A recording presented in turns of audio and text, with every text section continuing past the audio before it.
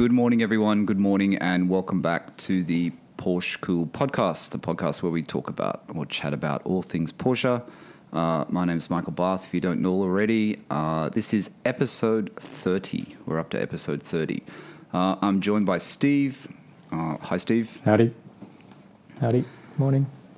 You're very soft there, Steve. You might have to talk up just a fraction. Can you hear me? I can now. It's very, very soft. Yeah. Okay. So Steve's been part of this podcast since I can't remember what episode. I think it's about 7 episodes ago. It's quite a long time now. I was going to check that before we started, Steve, but I forgot. Steve, if you don't know already, Steve is in Sydney. He is based in Sydney. He owns a GT3, and he's previously owned a 964 and a 993 Carrera 4 in the 964. This podcast, we're doing it by Zoom, as we always do, due to the location. I'm in London. Those of you who know me, I know that I'm actually living in Bahrain, but I'm in London at the moment. And we are doing this by Zoom, and we're recording by Zoom. We're trying something different today. We're going to record it on GarageBand and see if the sound quality is better than the Zoom recording. I know I've had a couple of people say that on Steve's end it's a bit soft, and I know I peak out a bit, so I'm going to try and fix that with today's recording. But that's the technical side of it. What's been happening, Steve? Did you go... It'll still be me. That'll still be me. I am a low talker and a mumble. No, that's good. That's much better. I can hear you now. If I can hear you, everyone else can hear you. Cool. So, did you go for any drives during the week? I was going to go down south. I was going to go down to National Park where we sort of normally go, except baby woke up twice and I was wrecked by the time it was sort of, a good time to go, so I just kind of aborted. And then later in the day, I just sort of went for a 40-minute drive, just the eastern suburbs down New South Head Road, which was okay. Oh yeah, but yeah, I don't know. No, that's still a good drive. That's still a fun drive. Yeah, not fun enough. So hopefully I'll kind of the drive to. Yeah, the drive up through Vaucluse, if people don't know Sydney, it goes up sort of like up the hill, and it's sort of, there's windy bits and you can go inside the residential area, and it's quite narrow roads. I usually do that, I do that late in the evening. I've done it a few times late in the evening. Yeah. Which is actually probably the better time to do it because the traffic is too bad during the other parts of the day. So over the weekend, which I went to, I met up with a fellow Porsche enthusiast in the UK, Nick. Nick's a Porsche lover. He's also a watch guy. He has a 2006 black Porsche Carrera 4S. Really, really nicely optioned. It has the leather dashboard, Steve. It has Porsche Sports exhaust. It has... Nick showed me the whole list of options. There's a lot of options. It's actually the guy that...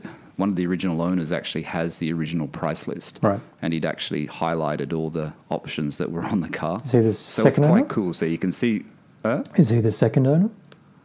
Is Nick the second owner? I think I forget which number. I think a few people have owned it. I can't remember what number it is. Not second. It could be the fourth or something. Do you know how long he's had it? But he's had it for about 2 years, I think he said. Oh, yeah, cool. But he bought it from a Porsche specialist here in the UK. Yeah. I won't mention the name of it, but he bought it from a Porsche specialist in the UK that advertises all the time in the magazines, in the Porsche magazines. Yeah. But it's in really, really nice condition. Of course, it's the 4S, so it has the wide rear. I haven't really touched on that with everyone today to let everyone know what we're going to talk about. We're going to talk about the purist choice, I guess. We're going to talk about the Carrera 4S. We're going to talk about the Carrera 2. We're not going to get too technical. We're never too technical in this podcast. We just like to chat about things. No. Sometimes we think we ramble on this podcast, but we've listened to a few other Porsche podcasts during the week, and really, I think we're a little bit hard on ourselves because we're not that bad.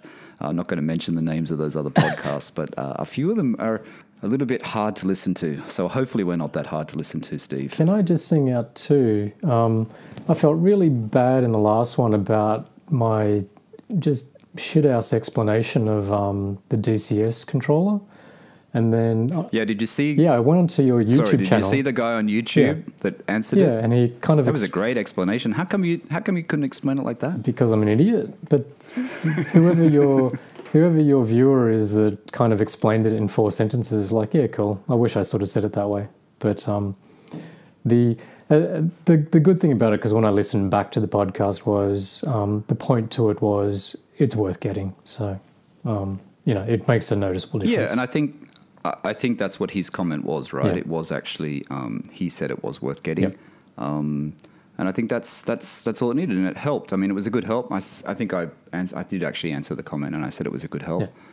You didn't make out like you were explaining it properly anyway. You said in sort of layman's terms what it was, correct? I could tell I was fumbling, but anyway, all good. No, you weren't really fumbling. I think you actually explained it, but he probably just went a little bit further, which was good. It's always good to get that feedback. It's always good to get that answers, because a lot of people want to know this information. And, as we said before, you go to the Porsche forums, you go to Renlist, or you go to Piston Heads, and trying to find this information sometimes, I like the forums, but going through all these threads trying to find the information you want sometimes is very tiring, especially when everything, differs depending on who's talking about it. Yeah. So it's always good to get the information. So I met up with Nick. He came here to the flat here, and we went for a drive on Sunday, 9 o'clock on Sunday. 9 o'clock? We went down to Goodwood, which was nice, actually, because I'd never been to Goodwood, the Goodwood estate before. How far is that from London? I can't tell you exactly how far it is. I think it's a couple of hours. Right. Nick went on a few different roads, and we sort of went off onto sort of more the back roads and whatever. Some were in disrepair, like they were fixing them, so we sort of went back onto roads that were a little bit better. Yeah. But it's a few hours drive. Yeah. It's down southeast England. Goodwood's in, I think it's in West Sussex. Don't quote me on that, but I think it's in West Sussex. And it's part of the Goodwood estate. Everyone knows the Goodwood estate. The Goodwood estate is famous for the Festival of Speed, which is on every year. And the Goodwood estate is part of the, what's his name? Duke of Richmond, I think. Duke of Richmond. Mm-hmm. I hope that's right. I think it's right. But it's a really nice place. I mean, if you're coming to the UK and you want to go somewhere for a drive, or just go outside of London for a little bit, it's actually really nice. I mean, like I said, they've got the motorsports side of it. The estate has golf courses. It has health clubs. It has hotels all around Goodwood. Restaurants. I mean, we had lunch at a place called the Kennels. Mm-hmm. It's something to do with dogs. I can't remember what it was. I think it used to be a kennel, or had something to do with, maybe it was to do with hunting or something. Yeah, right. Nick's probably laughing when I'm saying this because I can't really remember what it was. I should have looked it up. And then on the way there, you go past the race course. The race course is pretty amazing, actually. The Goodwood race course is it's pretty beautiful down there. I mean, it's a very beautiful part of England. It's very traditional, Steve. Yeah, right. You mean horse racing when you say... Horse racing, yeah horse racing, sorry. Yep. And that's, the Duke of Richmond's... I think the original Duke of Richmond set it up in the 1800s or something, I read when I was doing a bit of research. It sounds like Festival of Speed would be pretty much one of the best things for a car nut to kind of go and attend. It looks amazing when you sort of see the little short track and like all the displays and all of that sort of stuff. It's just become one of those sort of full-on events where like all the brands kind of launch all their amazing cars, and Singer goes there all the time, etc. I'd love to go. Yeah, it'd be a great thing to go to, and hopefully next year. I don't think it was on this year, was it? Because of COVID-19. They cancelled the actual proper one, but they're doing sort of like a truncated version or something. I think it might be sort of. Are they? Yeah, I think so, but it might not be open to the public. I think it might be maybe sort of broadcast, and no doubt it's to help facilitate sort of car brands, but. That's a guess. I don't know. I mean, it's a good thing. I mean, he opens up his estate to the Festival of Speed. You know what I mean? March? Like he opens up parts of it. Is it Lord March or something like that? Duke of Richmond. Yeah. I don't know what his name is. I was just told it was the Duke of Richmond, so I'm going to keep quoting that. Hopefully that's right. Just call him Sir, Your Honour. Duke of Richmond. That's what it is. But I guess this. So that's what we did. That's what I did on Sunday with Nick, and we're going to talk about the Carrera 4S. We're going to talk about the Carrera 4, I should say, or 4S, like what Nick has. You didn't drive that, and I guess we're. You didn't drive though, did you? I didn't drive, no. I didn't drive. Nick actually offered for me to drive, and I politely declined. I mean, I'm not keen on, me, I'm not really. As I said to Nick, I only drove your GT3, after you owned it for 6 years, like a year ago. So yeah. So it takes me time to get confident in other people's cars. I just never like driving other people's cars. I always feel bad. Hey, Nick, if you're listening, it's him, not you. Yeah, it is. I've got some kind of weird hang up with that. Yeah, it took like I've always got it. 5 years. I don't think you've driven any of my other cars as well. No, I didn't. Yeah. I don't know why. Crazy. Yeah. So that was Sunday. So we're just going to lead in. That was just, I won't talk, I think there's nothing else to talk about there, but it was really good. We had lunch at the Kennels, and the lunch was really good. Nice English lunch. Of course, it was raining. The sunny weather is gone. Insane that it's sunny here in London today, but it was a bit of a wet day. But it didn't take away from the fun of it. It was really good fun. Long drive, full day. Full day out. So it was good. Yeah, cool. So I guess leading into that is that, and as I said to you earlier, Steve, is that you probably will start to get them. But I get a lot of questions. I get a lot of DMs on Instagram. That's when my Instagram is working. They've actually blocked me out of my Instagram at the moment because they think I'm a bot. So I can't use it. Last night they locked me out. That's weird. Told me I was that I was using a paid service to get followers. I was like, no, I'm not. Oh, that's weird. But anyway, so I get a lot of DMs from people who was just starting their search to buy a Porsche. Yep. Luckily, I had at the time I had you, so I was asking you lots of questions. I guess people don't always have a lot of friends that have the cars. Sometimes they do, sometimes they don't. So they always reach out to people who are, I guess, more on social and stuff that have gone through the process, and they ask you questions about it. Yep. And I guess the common questions that come up, as you know, would be Carrera 2, Carrera 4, yep. S, non-S, 997.1 or 997.2, or forget 997 altogether and go to 991. But usually it's 997.1, 997.2, because people know that I have a 997. Yep. And I guess the first hurdle to pass, I guess, is do you want a C2 or do you want a C4? Do you think? And what's your standard answer? I usually say the one that you find that that if you find a good C4, I wouldn't turn it down. Yep. Do you know what I mean? And my preference is a C2, but I say if you find a good one and it feels right and, it's got everything you want. I think being in Nick's car is that you realize that it really is nice when a car is well optioned. Do you know what I mean? Yep. It really does. And I don't think you need all the leather parts, but to have the leather dashboard like you do in your GT3, to have the leather dashboard, yep. to have the Porsche sports exhaust, and to have the PASM, and I think Carrera 4S's come standard. I think they come standard with PASM, or maybe it's an option. But to have those little things, I think it makes a difference. You know what I mean? It's interesting. I don't know. So I was going to say I don't have a great deal of experience with the sort of four-wheel drive versus rear-wheel drive models. But then my uncle actually had it wasn't a 4S, it was a 4. So it was a 997.2 Carrera 4.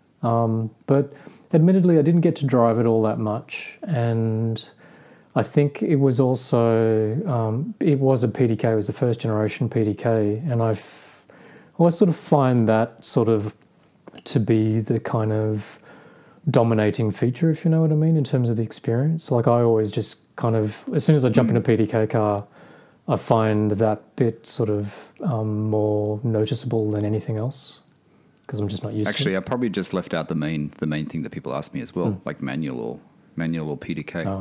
I mean, when it comes to the 0.1, it's Tiptronic and it's buttons on the steering wheel. So, you definitely go manual. Yeah. So you definitely go stick. Yeah. Yeah. But let's just touch on the Carrera 4, right? Because I've read a couple of things this morning. I did a little bit of research before this, not a lot. So, as I said to you, the Carrera 4, there was an article about it when it came out in 2006, Carrera 4S. Walter Roll apparently was quoted as saying, to describe the driving dynamics of the new Carrera 4, and he said it's like a train cornering as if it's on rails. And I think that's pretty much the key point, right? You are getting more grip, you are getting more traction, you are probably getting more security.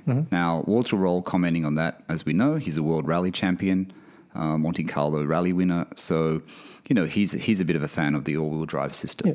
So, and he was a mad, because he was a rally champion and he was sort of like one of the sort of champions of Quattro, basically, which, so I guess you'd never kind of get Walter Roll kind of car-carring sort of like four-wheel drive as, in principle, in terms of as a technology or, a sort of basic kind of characteristic, I suppose. Yeah.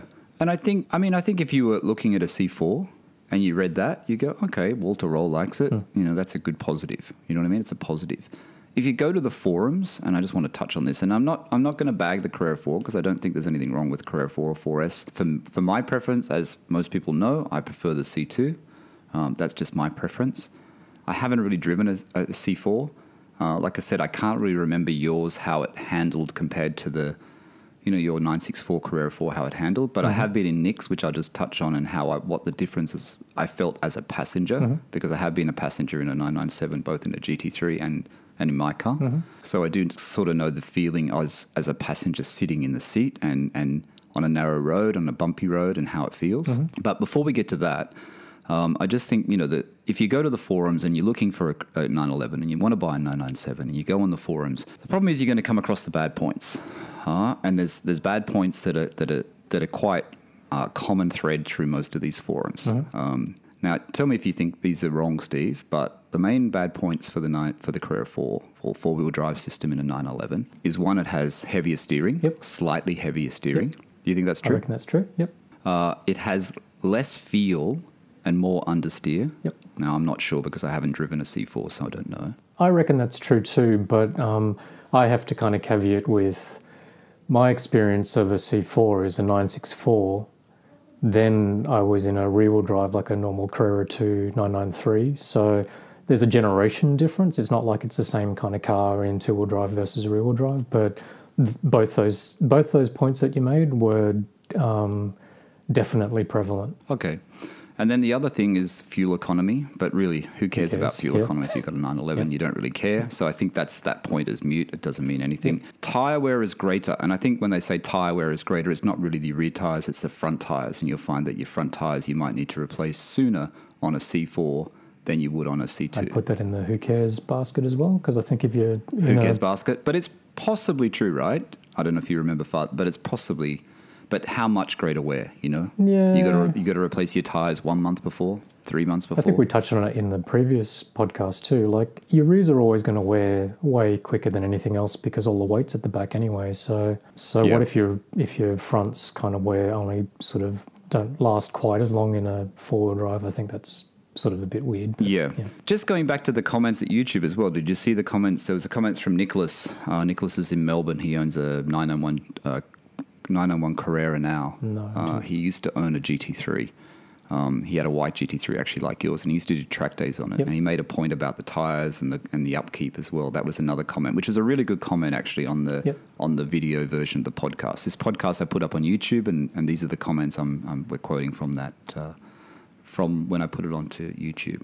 But he actually had some good points about the GT3 if you haven't seen it. I didn't read that. I only read the first one. All right, so the other thing that always comes up in the forums is resale. I don't know if there's much of a difference. They always say that purists, will use the purist thing. I hate that purist argument, but purists prefer the C2. I read something that people who are new to the 911 prefer the C4. Now, how do you prove this? I don't know if you can prove it, but new to the C4 prefer the C4, and because of the extra assistance and that it gives you, because you're coming into 911, you think it's a bit, tail happy, I guess, because it's, the engine's in the back and you're not sure about it. So you buy a C4 to get that little bit of extra security, assistance. Or confidence, Security, the confidence gives you a little bit more confidence as a new 911 driver. I also read that the sales for the 997, I don't know if it was 997, I don't know what generation it was. I read something on one of the motoring blogs. Mm-hmm. That they said that the C4 sales are very strong. Carrera 4 sales are close to Carrera 2 sales. They're not that misaligned. Do you think that's true? I have no idea. Let me get it straight too. You're talking 997, because you can get in the 997 an S model, whether it's a 2S or a 4S. They're both wide bodies, right? 2S isn't. You sure? Yep. Because I reckon that might account for part of the reason why sales. So if like in a 993, to kind of, apart from the very, very last sort of special edition run out sort of 2S, the only way you could get yourself into a wide body was to buy a turbo or the 4S. And because the wide ass sort of looks, subjective, yes, but looks so much better, that could be the reason why the numbers might stack that way. I don't know whether or not people are kind of buying it for the four-wheel drive, but I'm talking out my ass because that's purely speculative, I guess. But no. The C2S is a narrow body. The Carrera, the 997. If we're talking 997, the C2S is a narrow body. So the only one you could get in a wide body was the turbo or the 4S, right? So if the numbers are sort of if what you read was the C4S sold in kind of pretty large numbers, maybe that's skewed by the fact that it was wide body as well. Like a lot of people prefer the looks of the really wide rear haunches. I mean, I actually told the story to Nick when I saw him on Sunday. You know, I remember when the '06, when the Carrera 4S came out, and I remember seeing it in Paddington, in Sydney, and I remember seeing it in one of the back lanes there in Paddington, behind the main road, and they're quite narrow streets, as you know. And I saw an actual black C4S, and it was brand new, and it looked so wide, and there was something really appealing about it. And I probably at that time I didn't know so much between the C2 C4 debate or whatever. It was just that as a purely visual thing, it looked absolutely fantastic. And seeing Nick's car, his 997.1, it does. It looks amazing. And it took me a little while, Steve. It was kind of weird. I'm sitting in the passenger seat and I'm looking out the window, and it looks so familiar at the side mirror. And it looks so familiar.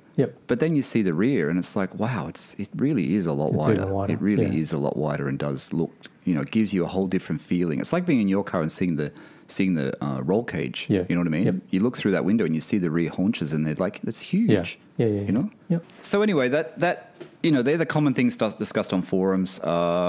Like I said, C4 sales are strong, and I think Steve's right. I think it's because 997, it was a wide body, and people liked the idea of the wide body. It looked cool. As we know now, the 992 only is wide body. There's no narrow body 911s now in the new generation. Maybe that's why they did that. I don't know why they did it. Always really kind of confusing in terms of. Sorry, I'm kind of skewing your conversation, but the whole kind of narrow versus wide body thing, like they seem to, and that's sort of why I got a tiny bit confused as well, because year to year they sort of changed their minds as to which models were four-wheel drive, which ones were sort of narrow versus wide body as well. So it's sort of weird. Like, for example, why is the current Targa only in four-wheel drive? I don't actually really understand the rationale behind that. I think it's due to the weight, isn't it? But then I don't understand, because the Targa weighs more, right? Like they're saying the 992 Targa, it weighs a lot more. Then you put a four-wheel drive system in it, and it weighs even more.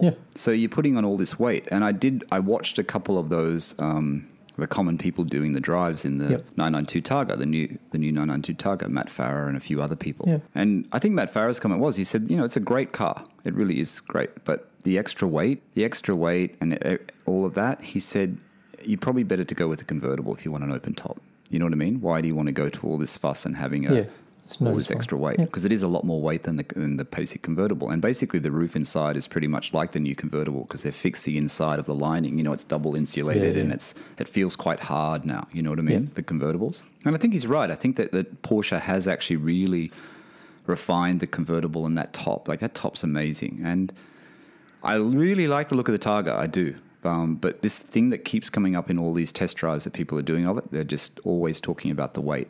Like, it must feel a lot heavier. Well, see, and so, again, my opinion of rear-wheel drive versus four-wheel drive is slightly kind of weird, because it's my experience of a 964 versus a 993. But four-wheel drive definitely does feel heavier. And, go back a little bit further from that. So in my kind of car history, prior to owning Porsches, I had a WRX and I had an Audi S3. So I've had sort of rear-wheel drive cars, I've had four-wheel drive cars, I've had front-wheel drive cars as well. And in principle, when the front wheels are also kind of driven, it does have a different feeling, and hard to describe with words again, but to me it does have more of a feeling of weight in it. Like, that sort of security is also kind of like weightiness, and it does kind of corrupt the steering a little bit to kind of have the front wheels driven. So I think it's a fairly valid thing to kind of say that the feeling is different. And then I suppose you kind of compound that with the fact that steering feel is a very sensitive kind of topic for 911 drivers, because that's a big reason why, you kind of get in the 911. Like, all the weight's at the rear, you kind of have that sort of lighter front end. It's supposed to be a bit more sensitive, blah, blah, blah, blah, blah. So by altering a little bit, by kind of opting for a four-wheel driven kind of car, it does. I kind of can see where people are kind of coming from like, I don't think necessarily I kind of come at it from the purist point of view, like you were sort of describing before. But again, I suppose if you ask me, or if I was kind of helping another mate get into a 911, I'd probably kind of go, well, look, if you can find yourself the two-wheel drive, unless you're in a very rainy climate or a snowy climate or whatever else, I'd probably kind of opt for a rear-wheel drive, I suppose. I think that's a good point, actually. I mean, it's not about purist or non-purist. I mean, you know, I don't think I'm a purist. You don't think you're a purist, really. Not really. I mean, I don't know about that argument, but it's about location. It's about where you live. I think where you live decides where, you know, if you buy it. And, you know, in Europe, obviously you see a lot of Carrera 4Ss. In the UK, you see a lot of Carrera 4Ss. Even on Sunday, you know, we followed we were following a convertible 997 on the freeway, on the motorway, Carrera 4S. So there's a lot more Carrera 4Ss, and I think there's still a lot in Sydney, actually. You do see a lot. You do see a lot, but yeah. But I think people buy it. I think people do buy it because of the visual. I think a lot of these people, maybe they've got an automatic, they're not even a manual, but they're just driving it for the visual. But the thing is, I think it's in... did Nick was he deliberately seeking a four-wheel drive? Do you know? I don't think he was. Better off just getting him on this podcast rather than me. No. I don't think he was. I hope I'm not getting this wrong, Nick. I think he went to this reputable boutique sort of dealer of 911s in the UK. Yep. You know, there's a few. There's, you know, Paragon. There's 911 Virgin. There's you know, there's a few specialist places. So he bought it from one of those specialist places. Yep. And I think he just went there and this one came up and it was a good one. Yep. And he bought it. Yeah, which is what I would do too. Searching for a 4. Yeah, and I think this is what it is. You know what I mean? If you find one and you like it, you know, you should buy what you like. If you like it, you drive it and it feels great, then buy it. You know, you shouldn't be getting into this C2, C4 purist kind of thing. You know what I mean? It's a matter of taste. You just buy what you like.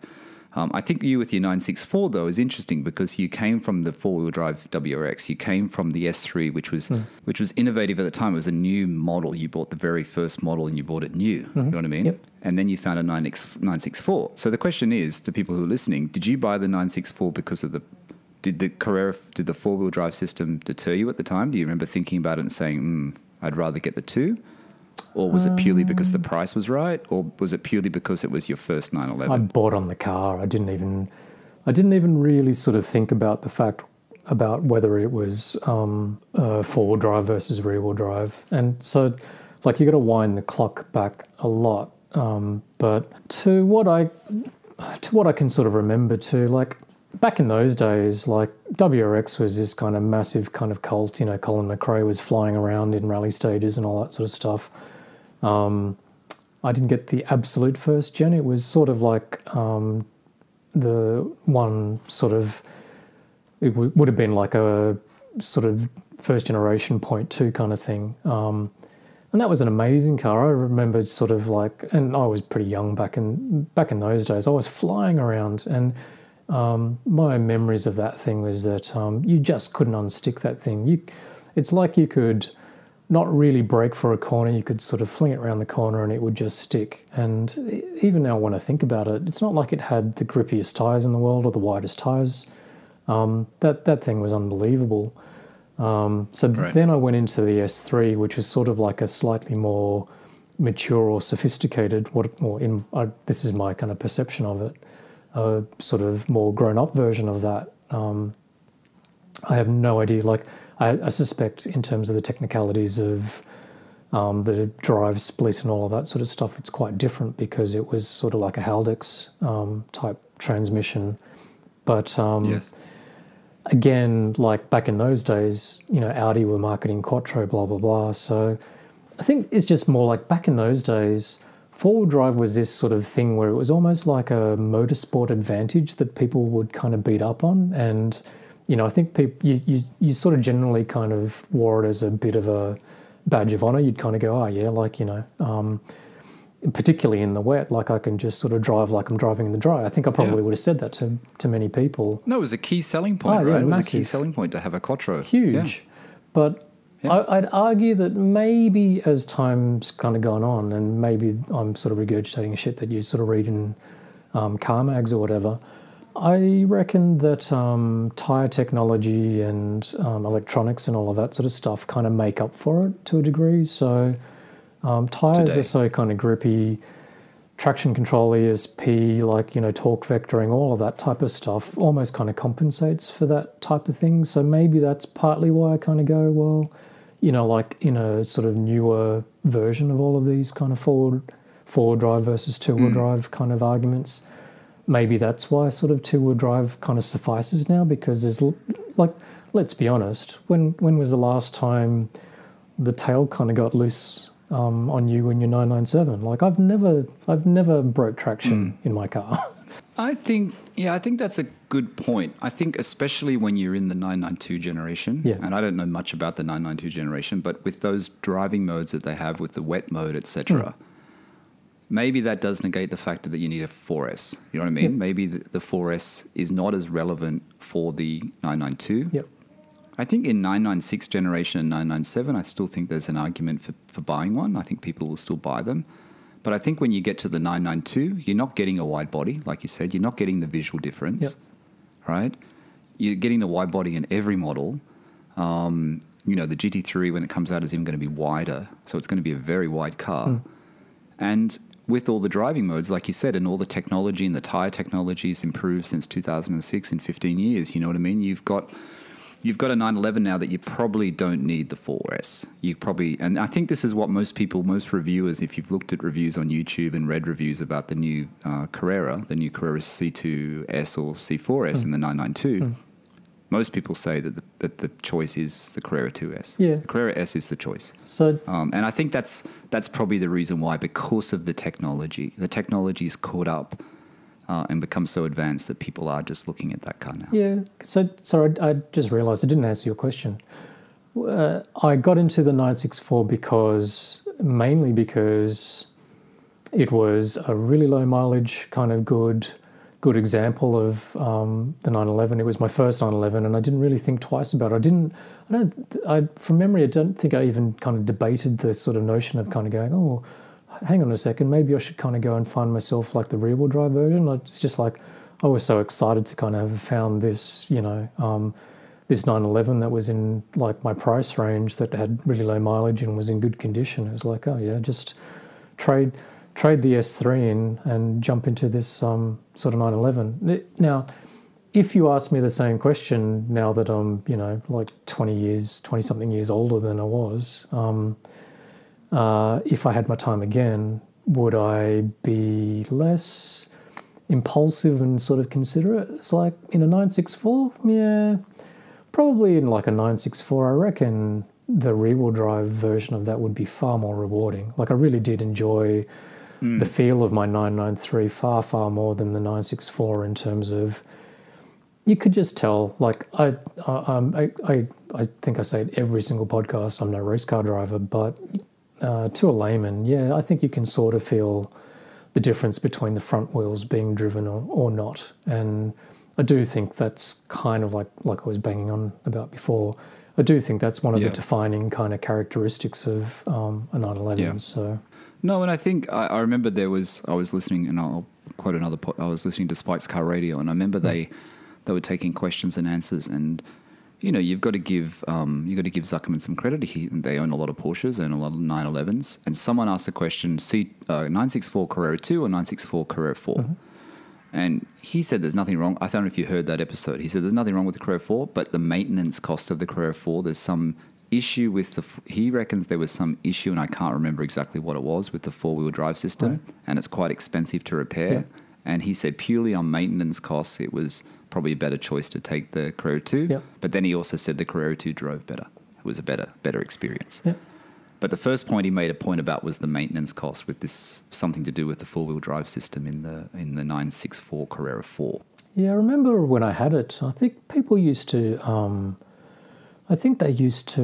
disconnect the sort of front drive. I mean, again, like, you probably never do it because the 964s are so valuable these days, but I think it was a thing as well where you'd do that. Okay, that's a question I have. That's a question I have which I could never understand, and I probably haven't researched it.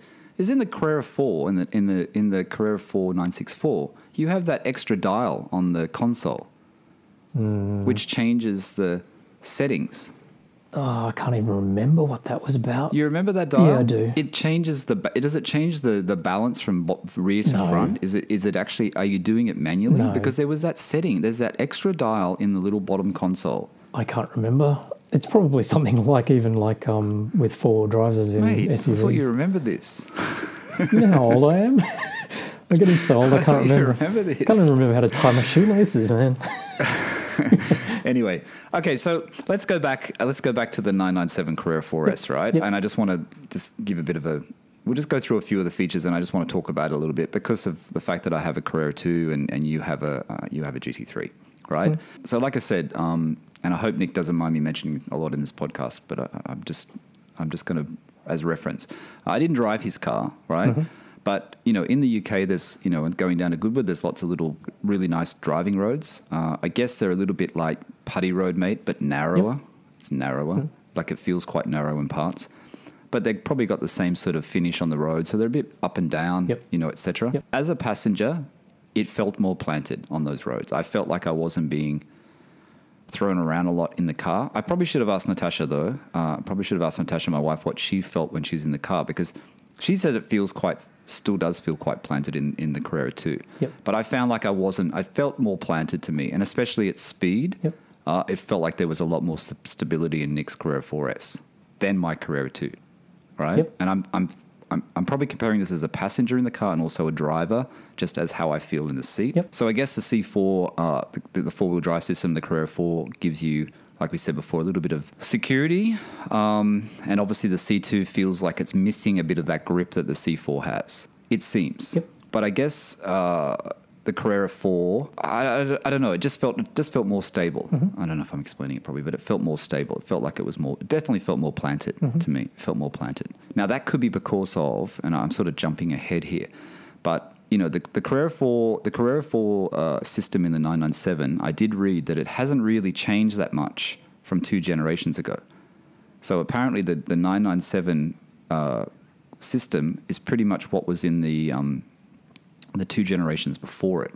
Now, I don't know whether that's true or not. That was on Motor Trend or Motor World really? or something like that. So sorry. Apparently. The 997 4 drive system would be very similar to 996 and 993? Yeah, I'll read the quote out. The all-wheel drive system found on the C4 and C4S, this is 997, remains largely unchanged from 2 generations of 911 ago. So that's 996, 993. Yep. Since its introduction on the 993 model Carrera 4. So the four-wheel drive system must have been upgraded for the 993. It was different to your 964. Yep. And they're saying the 997 was based upon that system, but it's lighter on the 997 and it's more robust. It's a more robust system. That was the main point, the caveat of that quote. And as the 4, and people that don't know it already, this is the 997. Under normal driving conditions, it transfers just 5% of engine torque to the front wheels. If the system detects any rear wheel slip, it can shuttle up to 40% of the engine's power forward. So in normal driving conditions, basically you don't feel anything really that much different in the 997. But there'd be all these kind of extra bits and pieces like the drive shaft, so there'd be more weight sort of towards the front. Yeah. So the 2006 Carrera 4S was the 4th iteration of Porsche's all-wheel drive 911 system. So that's just a fact that I read earlier. What else did I want to say? I guess, loose surfaces, I guess you would notice a difference in a Carrera 4 if you took off very fast. I guess, because of the grip and because of the drive on the 4 wheels, you would notice the difference. If you're like taking off in stones or something like that, you'd obviously notice that the grip would kick in the front. Yeah. Yep. There is a lot of weight in the 4 system. In the 997, I mean, these are kind of facts and figures, but I just thought I'd just throw them in there just so we can discuss them if we need to. There's extra weight. Apparently, I don't have kilos, but it's probably 50 kilos. 110-pound weight penalty for the all-wheel drive system in the 997. Carrera 4. Which I suppose is not insignificant, because when you think about, every time they release, like even in this day and age, whenever they release a new car and it's sort of like a lightweight kind of special kind of edition, where they drop sound deadening, they kind of put, plastic rather than glass windows, and they put like carbon fiber roofs and all of that sort of stuff. generally when they're kind of doing that, they're sort of saving 10 kilos here and there, not 50. 50's, you know. Yeah, no. So it's quite a lot of weight. It is quite a bit of weight. And I guess, sorry? Yeah, it is quite a bit of weight. I was going to say the same thing. It's a lot of weight. Yeah. And of course, that's probably why it had bigger brakes for stopping power. Yep. I mean, it had to have bigger brakes. You need, and I guess this is why you need a Carrera 4. When you've got a Carrera 4, you need it to be in the S. You need the extra power because you do have the extra weight, correct? Yeah, I guess so. But apparently I also read that the 997, because Nick's car had PASM, but it said that the 997 had an updated version of the PSM system as well to offset the extra weight on the road. Right. So I guess the 997 was all, you know, it was still quite advanced for its time when it came out. Yep. The Carrera 4S, Carrera 4, Carrera 4S.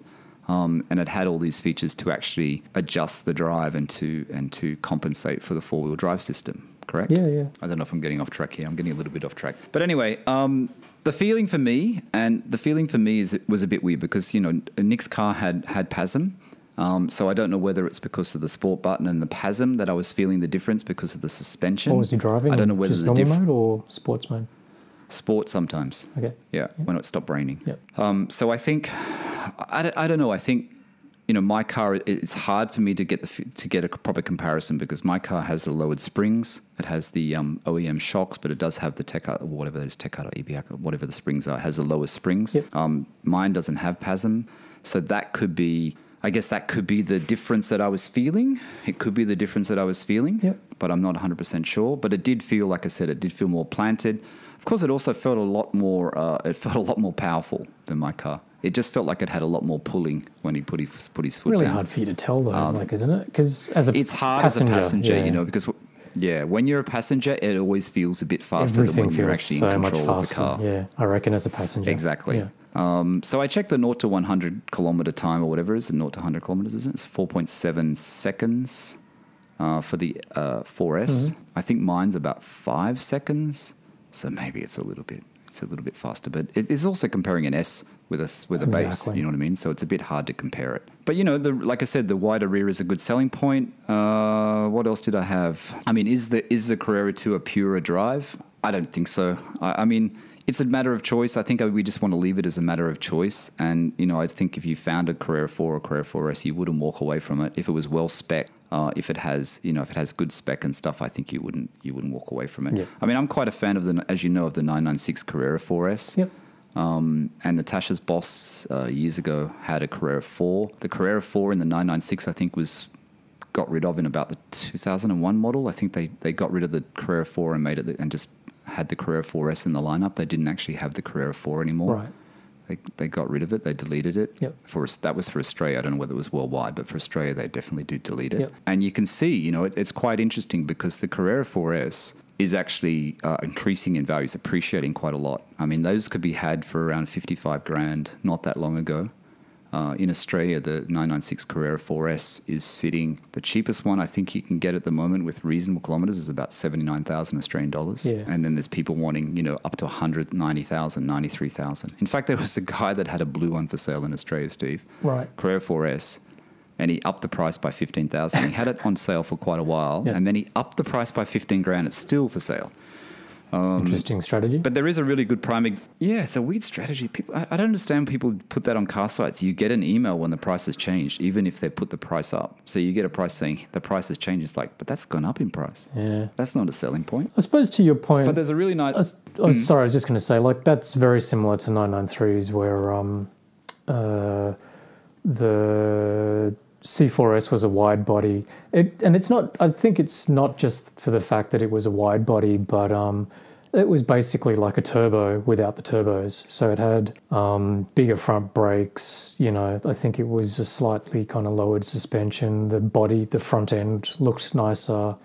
It had all these kind of bits and pieces. So you kind of felt like you were getting like all these quite desirable extra sort of features. And I think that's the same in that 996 that you're talking about as well. So it's pretty hard to kind of delineate whether or not that's about, you know, the four-wheel drive versus rear-wheel drive aspect, or it's actually like the package of all these kind of extra little bits and pieces that make the sum of the, you know, put the whole car together. Yeah. And because they're an older, you know, the 993 C4S and the 996 C4S are obviously, getting good values. But it's a time thing, I guess. I guess they are in the classic status now. The 996 is in the classic status. Yeah, the absolutely. 997 isn't yet officially. By Porsche, it's not officially a classic. So it has to be how many years old for a classic? 20 years old, right? I don't know. Is it? I think it is. I think it's 20. When it hits 20 years, it becomes classic status. So if you go to the Porsche website and it's got classic models, then it becomes part of the classic. And then that's when they're going to section. release one of those ridiculously expensive head unit upgrades. Yeah, yeah, exactly. Which if I had a 996 or an air-cooled, I would buy. Because I'm stupid. Like, I actually like the idea of it. I would buy it. How much are they? I was watching a video, actually. I forgot the guy's name, and I should remember it. He's got a 993, and he was doing the switch out. He was doing the switch out of his. He bought a 993, and it had an aftermarket system in it, and it was awful. Yep. And he was doing a switch out to a Continental system, which comes with a Porsche sticker, which is obviously cheaper than getting the Porsche one. Yep. And literally, it was so easy. Like, you look at he's literally just pull the old one out, the two plugs, and it's just plug and play. You just plug the new one back in, and it just works. Yeah, I put a Becker in So my he just got rid of 993, which was a really good sort of head unit, and it was the one that everybody was sort of after because it looked sort of factory in terms of the colour of everything sort of lined up. It looked really good, and even they became really sought after and really rare because I think they Becker stopped making them. All of that sort of stuff. I don't know. The Continental one's quite popular too, though, isn't it? Yeah, so I'd sort of read, I think because Becker was sort of discontinued. Same with Blaupunkt, I think. Yes, I've seen that. That's for the 912 as well. That's always going on about old Blaupunkt or whatever. Yeah. So what else? The other thing we didn't mention actually, was the frunk size. Because the frunk is smaller in a 997 C4. Not as deep. I don't think it's as deep, but Nick opened his, and honestly, I couldn't tell the difference. I mean, it had things in the frunk, but I couldn't really tell the difference. But apparently, it is smaller. I don't know how much smaller it is. Yep.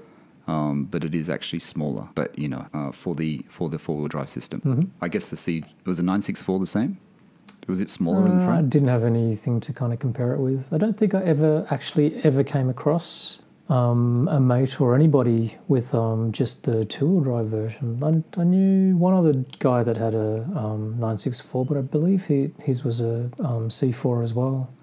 I think just back in those days too, it seemed like there were far more 4s than there were 2s, and I have no idea what it is now. Like they've become so sort of sought after. Like you mentioned in the podcast, like I've only sort of been talking to you live on these things for a couple of weeks, but I actually didn't realise that 964s were more expensive than 993s. I still can't fathom that. Yeah. And then the price differential between a 964 Carrera 4 and a 964 Carrera 2 is insane. Yeah. And you saw the one, and you sent it to me, and I'd seen it as well, the Wimbledon Green 964 Carrera 2, which is for sale in Porsche Den in Melbourne in Australia. Yep. And he's got 220,000 Australian dollars on it. Which is crazy. So people who are listening should do the conversion, but it's only got 30,000 kilometres. Yeah. It's 30-odd thousand kilometres, I think, but it's like 220,000 Australian dollars. Now, the highest I've seen on car sales, which is a car site in Australia, there was another one been for sale for a while.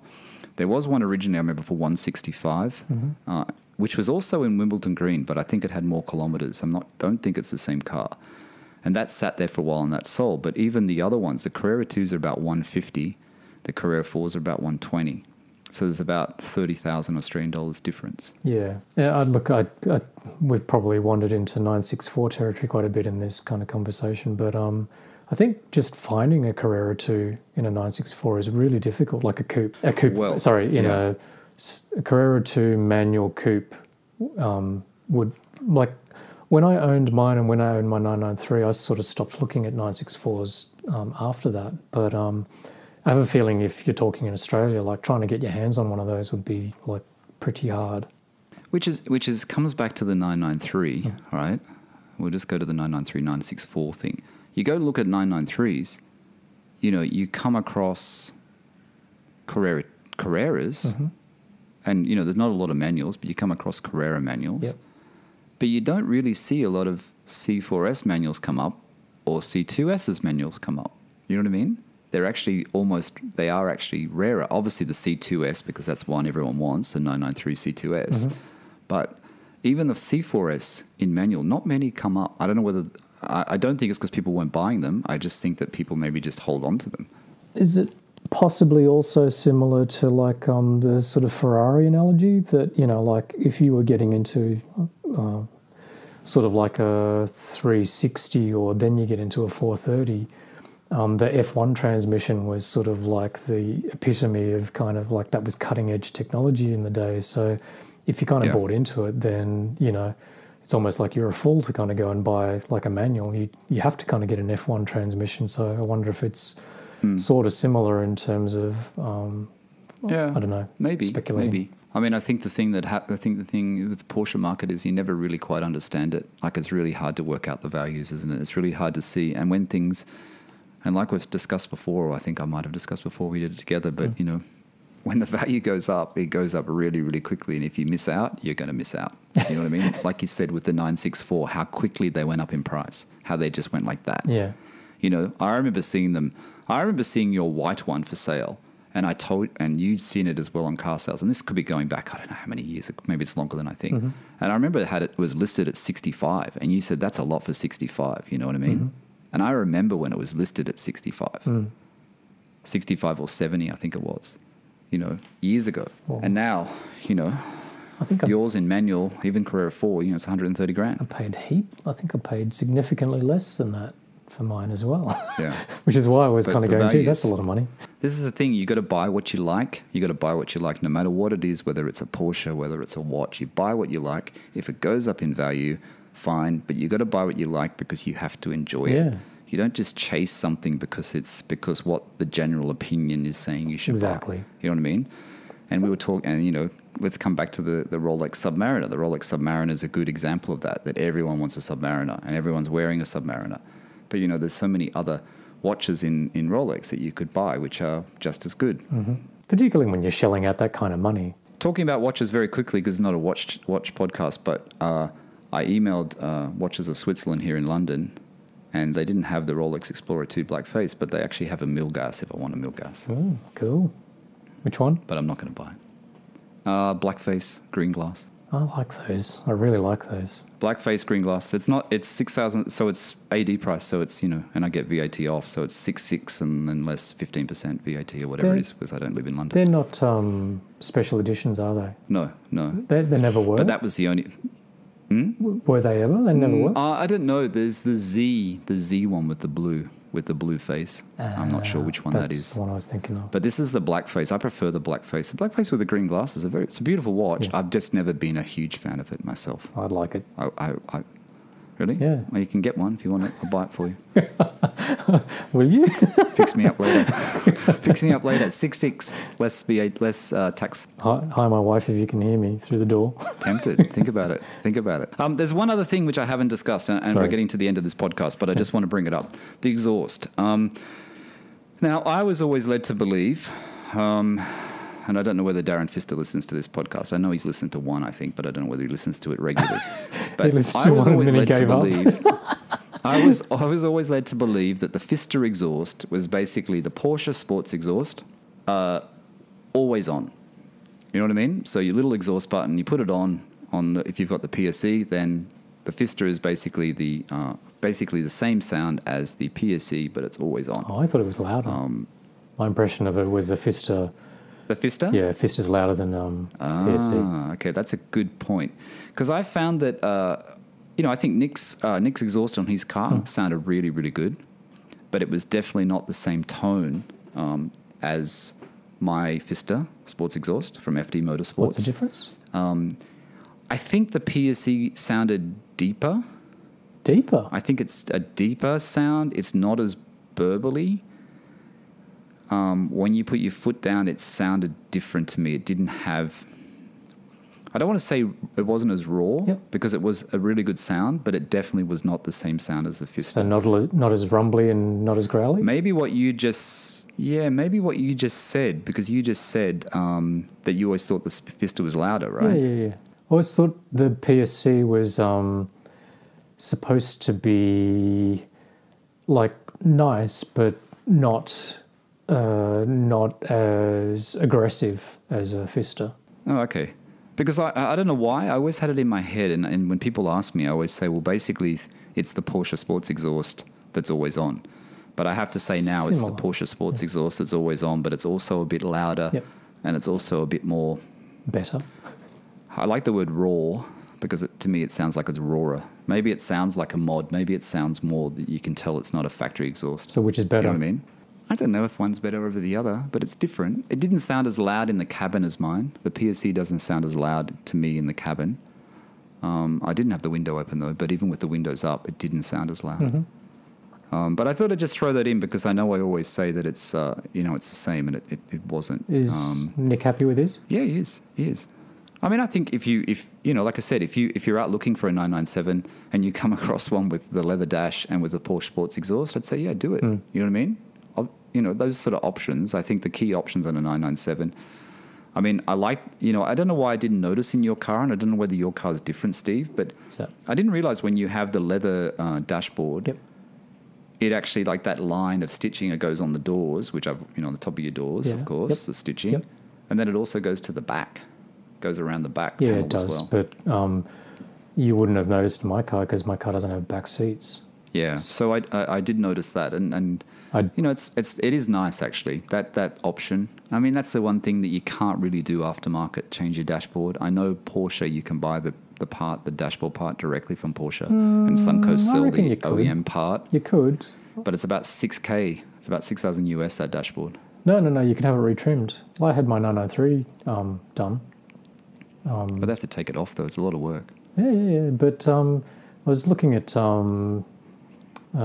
what's Linus's what's his company name? Design LS Limited in the UK. On his Instagram, who we get our leather parts from. Yeah, on his Instagram, he just posted a retrimmed 997, like the Alcantara console.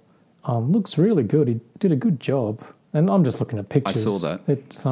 I saw that. Yeah, I forgot to kind of mention it to you because I reckon for sure his workmanship looks pretty kind of spot on. No, his workmanship. I meant to tell you, I saw Nick's, the two things I mentioned, I've forgotten two things here, two important things. The center console, Nick had his done by Linas at Design LS, and it looks fantastic. The leather it looks to me like it's the factory leather. It looks like the one I bought, my OEM one. The stitching that you asked me about, it's not as bright in real life. I think he uses a lot of strong lights in his showroom so he can get the contrast to show you the black leather, so he bumps up the lighting or something. Because the stitching it's definitely not as bright as those images when you see it in real life. It looks like the factory stitch. The quality is really good. The crest is pretty good. I can tell the difference because I have the original one. And the original one, I think it's sharper. It's like the edges are sharper on the outline of the crest. But to anyone who didn't know, you would just think it was factory.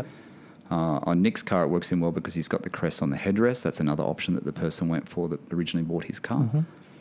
So that looked good. And then the other thing that I've been harping on about for episodes and episodes is the stainless steel sills, the Porsche OEM stainless steel sills. And you saw them? So I saw those because Nick actually, they're really good, mate. They're very, very good. They're more brushed than I thought they were. They're silver, but they're not really bright silver. Yeah, they're not sort of shiny. It sort of has a different, it's brushed finish. It sort of has a separate tone to it. The logo, the Carrera or Carrera 4S or whatever car you have, it's slightly recessed. And like it's a white sort of like perspex sort of material that's underneath. Isn't it etched? So it's a different material altogether? It looks like a different material. So when you rub your finger across it, you can feel the letters. It's like cut out. And then underneath that, it's like it's got some kind of white perspex or something material to me. That's what it appears to be. I don't know. I have to see the back of it, but I didn't ask Nick about the back of it before he put them on. But that's what it appears to be. But the quality is, for the money, for 300 quid or whatever they are, I managed to get a discount code from Design 11. I put it in my cart and then forgot my cart, so they've sent me a discount code. I think it's about 8% or 7% off. So I can actually get it slightly cheaper. I think they're about £300 with VAT. Wow, that's still dear. Definitely a great option, but they look great, Steve. They really do look good. So I'm going to get them. Cool. And that's about it. Sound Sounds pretty good. Sounds like a good trip. What else? So, yeah, it was good. It was good. It was good to get out of London for a bit. Made me miss my car even more, though. Yeah, I'm not surprised. So, to sum up, Carrera 4, Carrera 2. In my head, I would pick the Carrera 2. And that's not a purist standpoint. That's purely because, for me, I like the Carrera. I like the feel of the Carrera 2. But if a Carrera 4 came up, if a Carrera 4S came up, like I said, I would probably buy a 996 Carrera 4S because I think there's something about it. So I'm not against the four-wheel drive system. But in the 997, I'm happy with the Carrera 2. And I think basically you have to buy what you like. Don't fall into the thing of common opinion or forums opinion. I mean, read them, with a grain of salt, so to speak, and just go with your heart and just go with what you enjoy driving. Don't you think? Yep, I absolutely agree with that. And I'd pretty much echo exactly what you just sort of said. I sort of feel like now in Sydney, where I live, you used to live, you probably don't need four-wheel drive. The climate doesn't really warrant it, which is another reason why I would sort of skew for just a Carrera 2. But if a brilliant 4 came up, then I wouldn't balk at it either. So I think if you're looking at, and I'm not going to go to 964 because I think maybe there is maintenance costs that are too high, but I think 993, obviously the Carrera 4S is very popular. 997 Carrera 4S is still very popular because it's got the wide body. I think what Steve said, due to all the technology and driving modes and tire technology now, I think when you get into a 992, probably even a 991, right? Even from a 991, you probably don't need the 4. But I think in the more classic, and we'll call the 997 a classic, even though it hasn't reached classic status, it's still, don't overlook the 4 if you find a good one. If you find a good one, low kilometers at a good price. The 0.1, I think the general consensus, even though the 0.1 has IMS issues and people always harp on about you should buy a 0.2 997, it seems the general opinion is that the 0.1, from a driving perspective and from a sound perspective, is actually still the better generation of the 997, and people are probably going to get angry. Yeah, I was going to say, that, but I think people are going to come for you with pitchforks. But do you think that? I mean, it seems like the sound, though. It seems like the change in the changes they made in a 0.2 also impacted the sound of the car. In a 997? The feel of the car. Yeah, is that true? I don't know. I haven't not enough experience. My uncle again was in the difference in the engine was direct injection, right? Correct. I thought it altered the sound slightly. I'm not sure. I never drove his car enough. I never flogged it, sort of thing, to kind of get any sort of sense of the two-wheel drive, blah blah blah. That hence what I said at the beginning of this conversation, which is the defining thing for me is like to be honest, every time I go to my uncle's car, I was like, I still don't really understand why he bought a PDK. Yeah, the PDKs, and that's the thing. If you're going to buy whatever you're going to buy, C4, C2, get a manual. Don't buy a 997 in a PDK. Don't buy a Tiptronic PDK. I guess. Let's be honest. Don't buy a 996 in a Tiptronic. Let's be honest. Oh, don't buy a Tiptronic. Definitely don't buy a Tiptronic. But no. Yeah, I guess people. PDK in 991. I say that with regards to my uncle. Like, I feel like I can judge my uncle. I can't judge anyone else because he's a blood relative.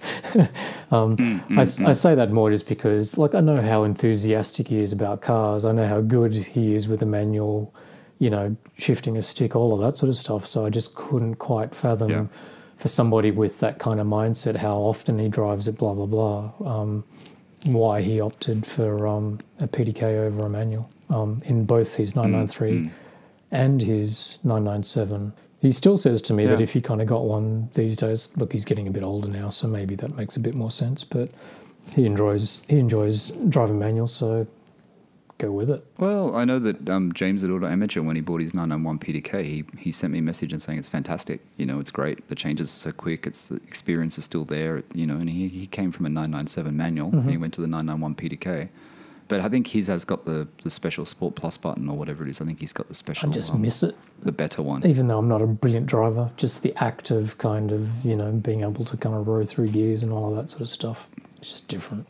For me, changing gears is, I feel like I'm more control of the car and I feel like I can slow the car down better. I know I probably can't, but it feels to me like being able to change back and change the engine, it just feels like I can slow it down quicker. I feel like I have more control. That's one of the biggest things, like, the McCann's a PDK, and prior to that, my wife we were driving her sort of sister's car for a bit, which was just sort of like a shitty 1.4 litre Golf TSI, and again in a automatic, but they don't slow down. It just sort of feels like every time you kind of put you're pressing on the brakes, the car still wants to kind of keep going forward, and just doesn't. You should drive an automatic, an Audi 2.4 automatic that doesn't have good brakes on it in Bahrain.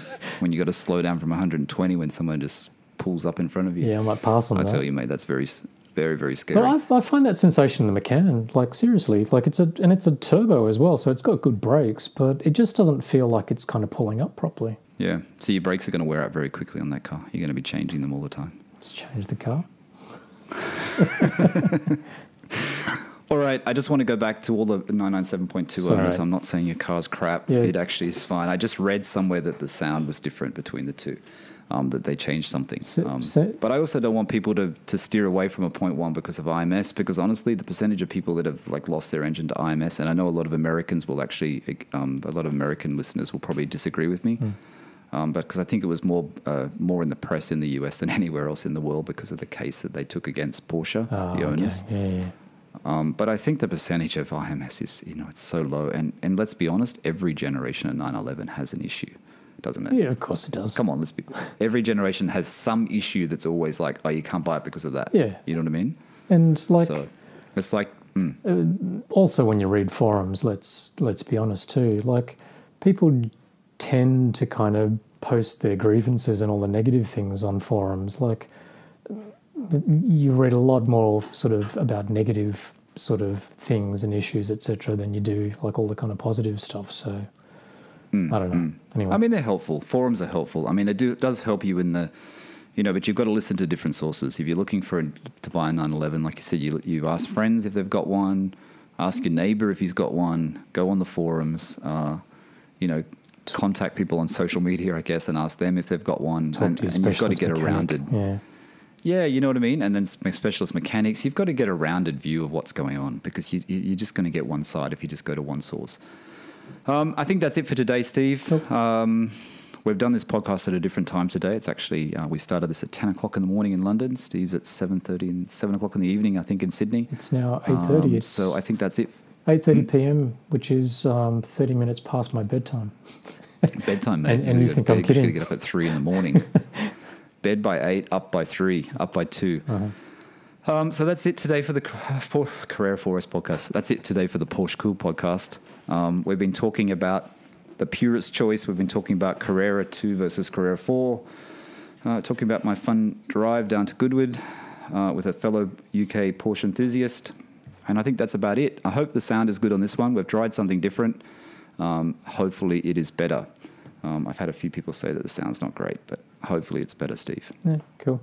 It's still probably me, but whatever. It could be very soft. I can't hear you. What? It could be the $30 lapel mic that I'm using as well. Yeah. You got to get an XLR mic. I got to get you some equipment. Yeah.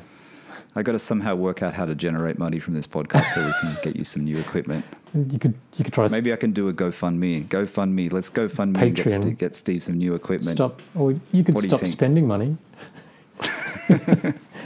I won't tell you what I bought. Oh, I bought. No, I didn't buy anything. I'll talk about that next episode. I'll talk about it in the next episode because we've gone far enough today. Okay. But thanks for listening. Like I said, my name's Michael Barth.